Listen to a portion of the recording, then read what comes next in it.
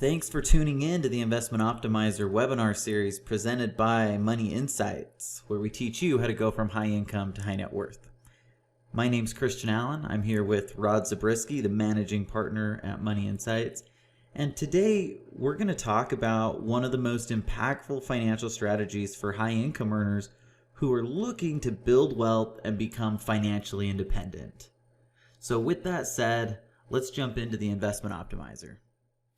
The reason that we use this strategy is because it ultimately enhances the investing that we're already doing. It optimizes investing, and specifically our focus in this is on alternative and cash flow types of investments. Once we go through this, I think by the end, you'll be able to have a really great understanding as to exactly how utilizing the Investment Optimizer ultimately enhances cash flow investing and allows us to literally do the exact same investing that we would otherwise be doing, but now instead of utilizing a bank account as an opportunity fund, we're now going to use the Investment Optimizer, and by doing that generate significantly greater wealth. One of the things that makes it really impactful and powerful is that it's tax-free.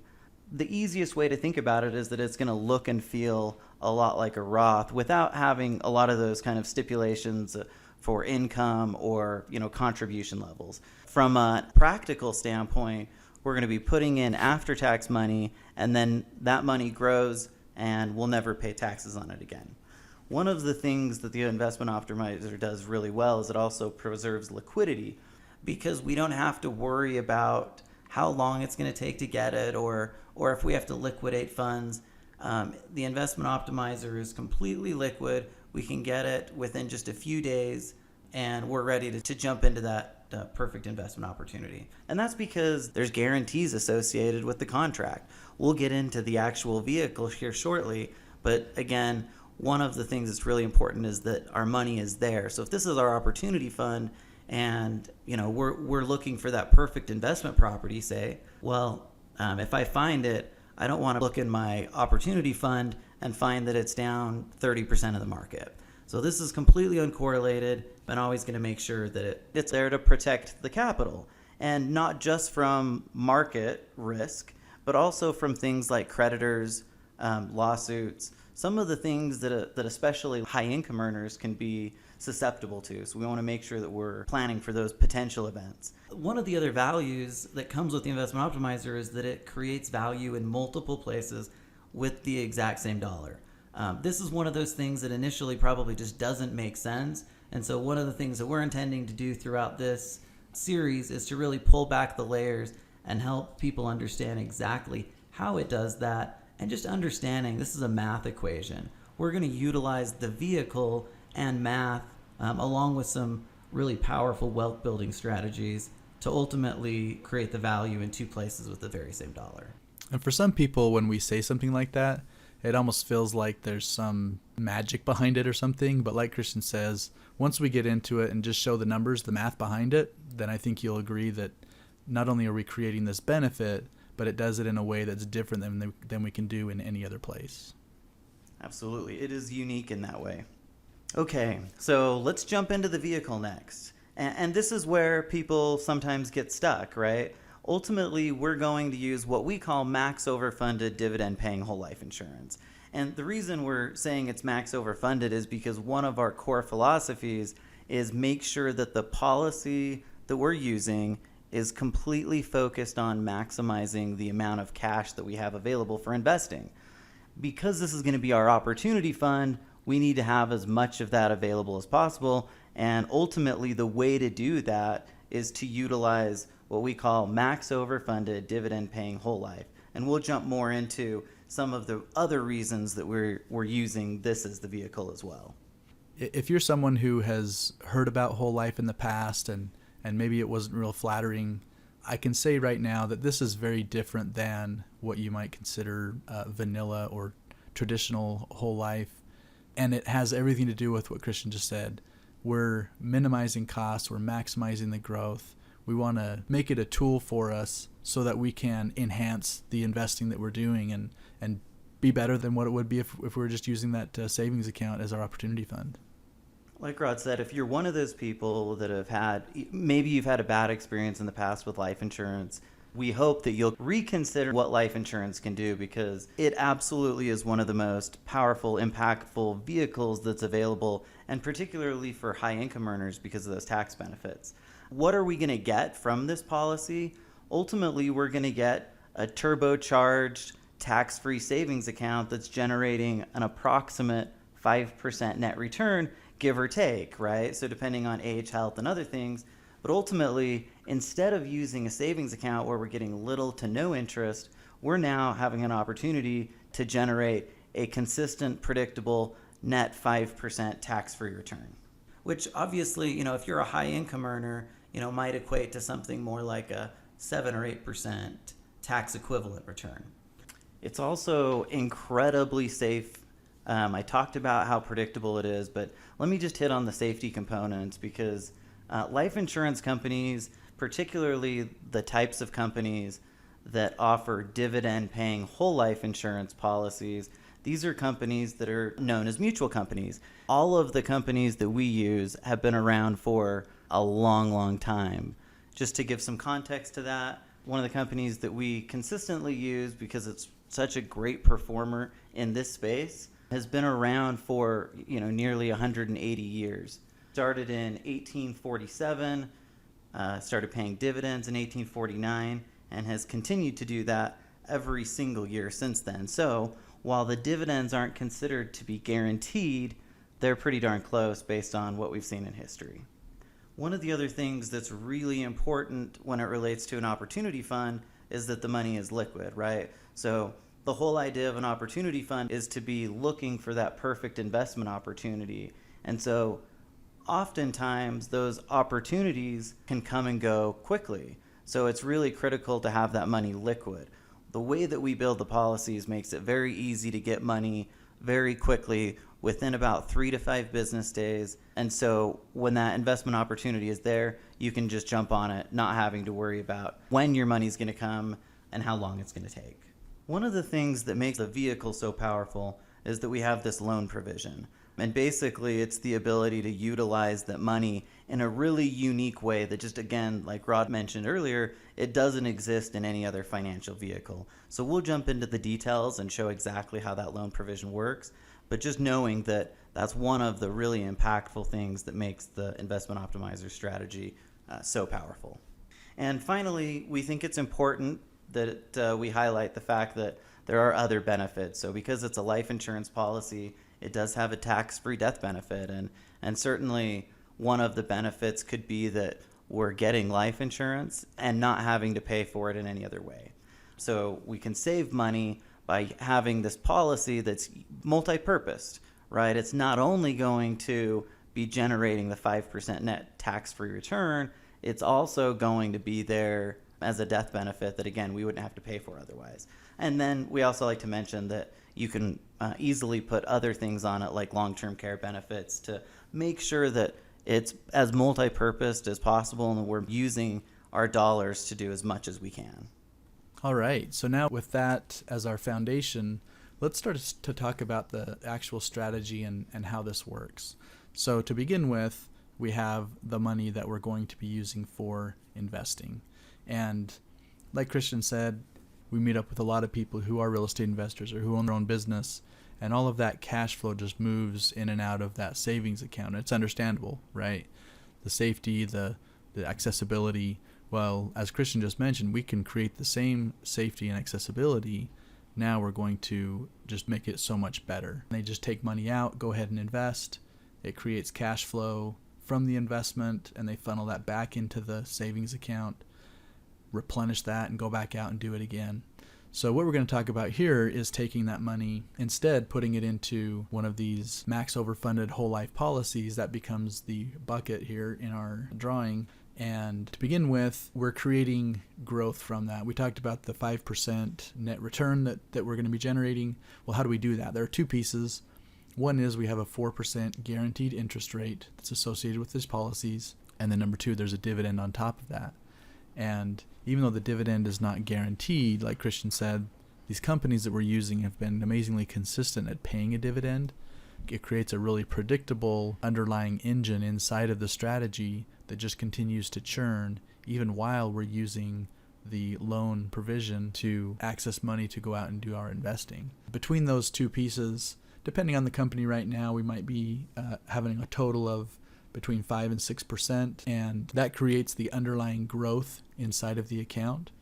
And then as we go ahead and use that, then we know that this growth is happening in the background, whether we use the loan against the policy or not. We have this guaranteed interest and the dividend, and it just allows this growth inside of the policy. So basically what we've done up to this point is, instead of taking this money that we're wanting to save for investing, and instead of putting it in our bank account, we now have created this policy where we're going to put it in, and it's going to get the other benefits that we talked about. But here, we're going to make sure that it's also generating a decent return consistently. Which is more than we can say about the savings account and the money market account, right? Absolutely. So we take that becomes our opportunity fund. And then what that gives us access to is a much larger bucket that is the general account of the insurance company. And so when it comes time where we are going to be investing, then we'll actually take a loan from the general account against our policy cash value, and we use that to go and invest. We've been using this term cash flow. It can be real estate, it could be a business, it could be notes, or a lot of different things that create cash flow. Well, once we've made that investment and that cash starts to flow from the investment, we're going to be funneling that back into pay off the loan, basically replenishing our opportunity fund, and then we'll do it again. Take another loan, make another investment, create more cash flow. And we do this again and again, creating a snowball of growing investments. And this process of loans that we're using here becomes a critical piece in making those investments, and just adds value to what we already are and we're going to do anyway. And one of the key pieces is the fact that we're dealing with two separate buckets, so that even while we're using this money on the right-hand side to flow in and out of our investments, the money that's in the opportunity fund continues to grow and compound all the while. And so we're quite literally creating value in two places at the same time with the same dollars. This is one of the pieces inside of the investment optimizer that just makes it so impactful, right? And I think it's really important to understand, because this is why we're able to use our dollar to do more than one thing.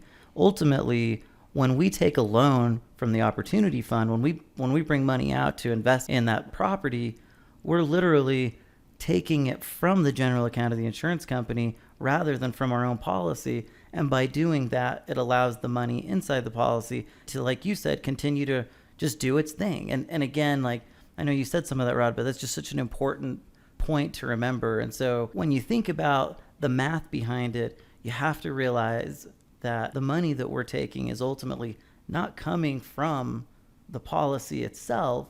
It's coming from that massive general account of the insurance company. Yeah, and so we end up creating that growth, which happens whether we loan against it or not. So we might as well, right? And so absolutely, it becomes just a really powerful strategy when we put all the pieces together. So you can see here, we capitalize, we invest using a loan, we generate cash flow from that investment, and we use that cash flow to replenish the opportunity fund, and we go around and around this circle, and it's an upward movement, right? We have this snowball effect on the growth. And so it's the same investing that the person was going to do anyway, right? Because, people who catch that vision of cash flow investing, the value is there. What we're doing is just creating a way to enhance that. Okay, so let's just recap the key benefits that we've talked about by leveraging the policy itself. Life insurance is tax advantaged, and if structured properly, has the benefit of being completely tax-free from a growth perspective. Like we just emphasized and talked about, because of the ability to have access to the general account of the insurance company, we're literally creating value in more than one place at the same time. And next, we're going to jump into one of the other really powerful pieces, and that is the arbitrage that's going to exist between compound and simple interest. So now we're using these important financial principles to our benefit, and Rod's going to jump in next to actually show what the numbers look like by creating that arbitrage and using the compound versus simple interest concept to our benefit. Perfect. And I think a lot of people are familiar with the difference between compounding versus simple interest. And the neat thing with this is that, again, that money that's inside of our cash value is there and will continue to grow whether we loan against it or not. Well, when we do and we have this loan, we're paying interest on that, and yet it's simple interest, and not just simple on a level balance, but simple on a decreasing balance as we pay down that loan. And so let's actually look at a specific example, because even in a situation like we're going to look at here in a minute where we're using 5% on the growth side and 5% on the loan side, well, you would think that's a wash, right? We're earning just as much as we're paying. Well, when you then include the fact that it's growing on a compounding rate, paying on a simple decreasing value, then the numbers become dramatically different. So let's say we're taking a $100,000 loan and we're going to amortize the payback of that over the next 20 years. We have our 5% interest rate, and so our loan payment is a little over $8,000 per year. Well, when we fast forward to the end of the 20 years, we will have paid a total of $60,000 in interest. So one of the things that's really interesting here is I was just recently watching another presentation where they were talking about this whole simple versus compound interest concept. And what I thought was really interesting was that you could literally, inside this concept, be generating half the value that you are on the simple side and still potentially come out ahead. So it's really, really impactful when you take the concept and you actually apply it to the numbers. Yeah, you're exactly right. Because when we take the same 5% and we have this, now we have $100,000 sitting in our cash value that's acting as collateral against that loan, and we play it out over that same 20 years, by the end, we will have earned a total of $165,000 of interest. And so when you place those side by side, then we end up creating $105,000 of additional value on the compounding side versus what we were paying on the simple side. And so like you said, this is when the interest rates are the same. Well, even if we're paying a little higher rate than what we're earning, still the numbers are going to come out powerfully on our side in terms of the compounding growth.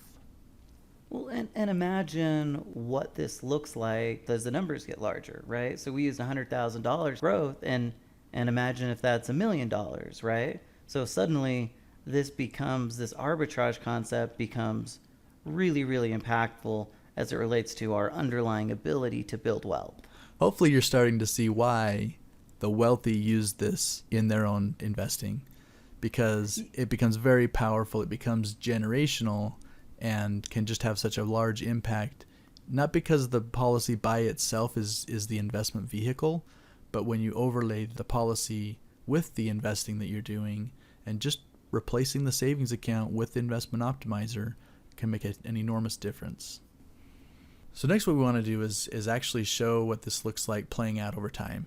So we're going to take an investment pattern and we're going to say, what does it look like if we show person A who's using the investment optimizer for that investing versus person B who's using a traditional savings account.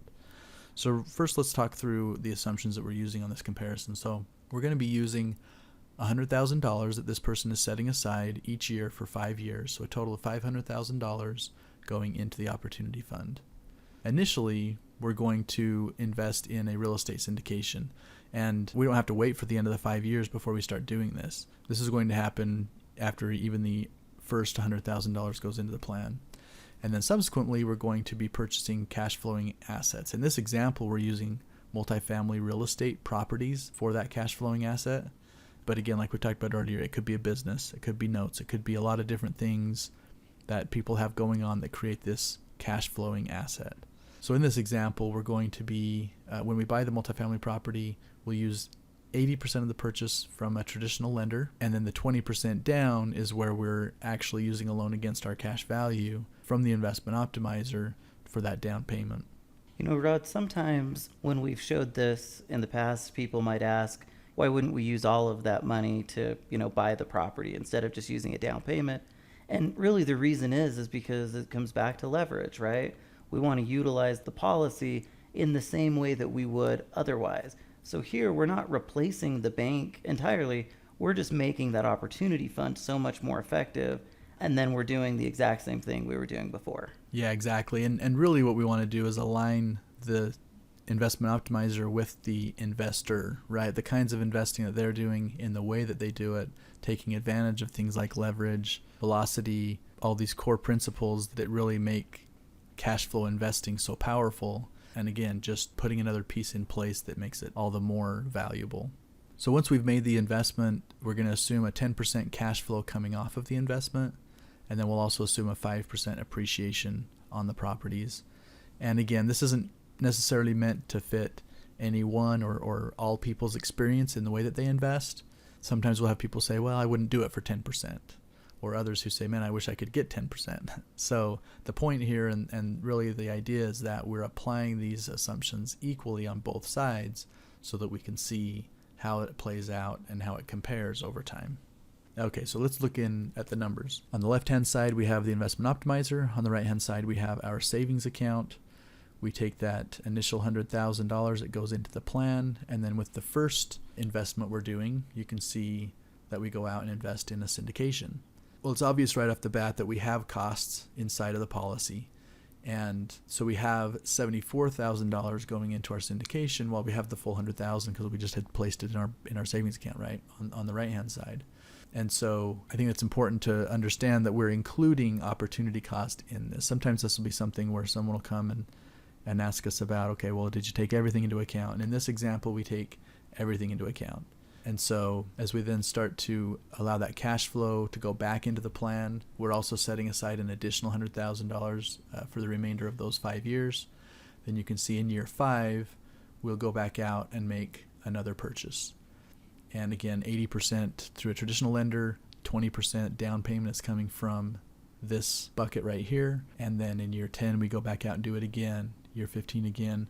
And you can see over time the effect of the benefits that we're getting inside of the investment optimizer. In other words, we're able to start getting larger properties with the investment optimizer than we can with the savings. And part of it's just because we're creating growth on the left-hand side that we're not getting on the right-hand side.